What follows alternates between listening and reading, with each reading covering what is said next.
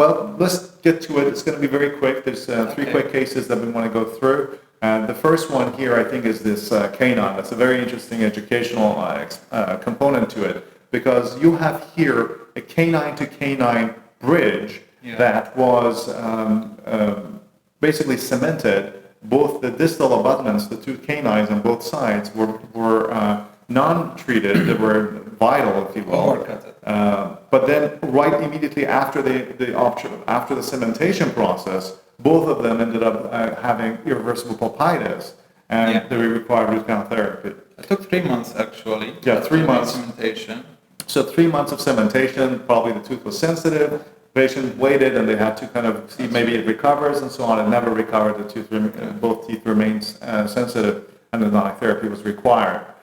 This is a porcelain bonded to metal crown, and as I can see that what you did is you basically access the teeth on both sides. You have great isolation, by the way. This is a very nice technique to do good isolation for doing your endo. As we know, isolation is the critical component of getting good success. Yes, that's right. So you ended up getting in there and doing the endo, used the one cone, this bonded obturation technique with the bioceramic sealer. And then now you're left, and this is the critical part of this case I wanted to discuss.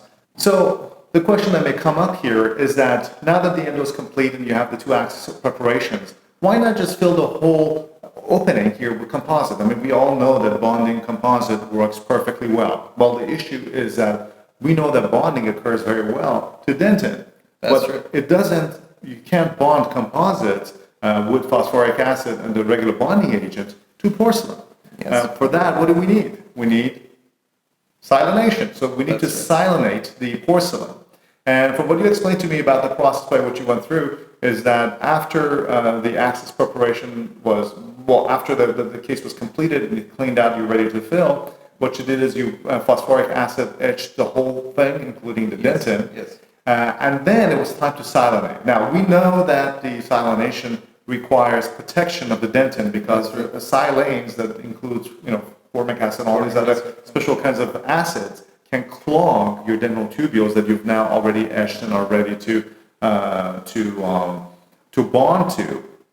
So therefore, you protected that with Teflon. Then you went on to use the silanation process and silanated the porcelain, and then you proceeded to go ahead and restore the tooth one layer at a time. I think the critical learning thing here is that it's two things primarily: that you cannot fill the whole canal, the whole axis opening through a crown that is porcelain bonded to metal with composite alone, because you get no bond to the porcelain up on top. And I can't tell you as an endodontist how often I see cases that have been endodontically treated through porcelain crowns that they come back many years later, and you see this dark rim, a nice rim of leakage, micro leakage around the composite. Because as soon as you shrink the composite there, the composite is going to shrink, but there's no bond to the porcelain. So now you have like a trench of bacterial, just accumulation that occurs over time, and that's a big problem. So that they don't want to have in the future. Exactly. So the proper treatment for that would be to silanate so that you can actually end up having a bond between the porcelain as well. And but the second thing to know is that silanation is something that is destructive to the dentin. So you have to protect the dentin, and that's why rubber dam there. Well, exactly. I mean, to the rest of the teeth, but also destructive to the bond that you're going to get with the during your bonding process here. So that's why you protected the dentin and then went on to do the silanation and then bonded the whole thing all the way up. And I can see you did a great job. Both the endo and the restoration of the axis preparation works very well. So let's move on to the next case. This is another case that's very interesting. It looks to me like you had a molar tooth that had gone. It was a hot tooth, irreversible pulpitis. So knobbed it up very nicely. I can see you have very good straight line access here, so that you have ended up getting your catapercha all the way down to the end very nicely, and then using the one cone bonded obturation, you have filled down to the end. You see you have a little bit of a puff there. Again, injection process, and fill the top of the tooth up with the bonded core and composite endo.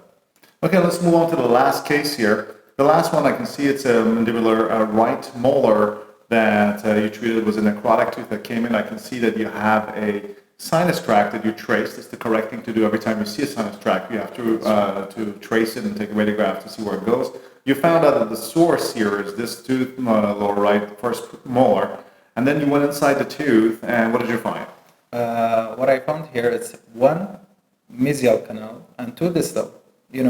Usually we are looking for two mesial and one distal.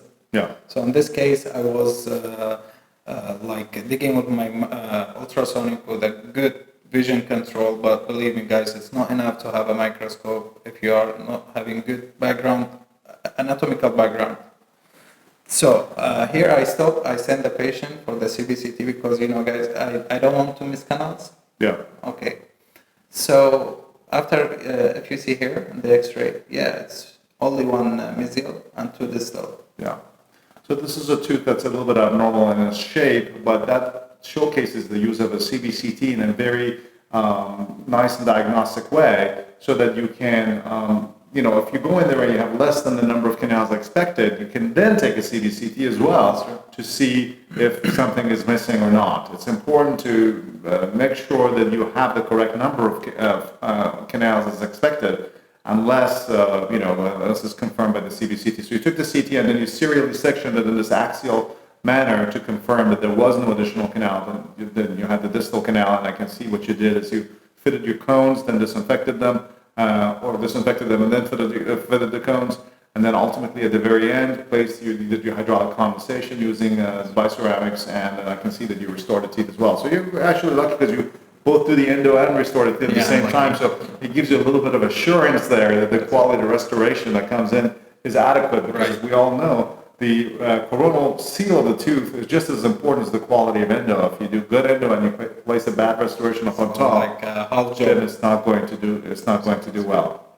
Well, Dr. Saif, I want to thank you for joining. We had a long day today. We actually met today, but we knew each other through Facebook, as it's the case nowadays across the world. You've been friends, but we met today as you attended my workshop. And by the way, how was the workshop? It was great. It was, so you survived it. So we're just restless here. After a 6-hour lecture and a workshop, we've come here to your office, and we're doing this, and it's really terrific. You've done a great number of cases using this technique already, which seems like you've already mastered and implemented very nicely. So thank you so much for your time. Thank you for your and your expertise. We look forward to seeing some more participation on the website and also on Facebook. Dr. Nagm is indeed a talented young dentist, and we hope to hear more from him in the future. And for those of you who are interested in participating by sharing your cases, don't forget to contact us. You can email me personally or share your cases on the Real World Endo website in the forum area. And for some of those exceptionally interesting cases, I look forward to speaking with you directly in person or via teleconference and sharing your cases with our colleagues around the world. I look forward to your participation. For Real World Endo, I'm Ali Nisse, and I hope you found this information helpful.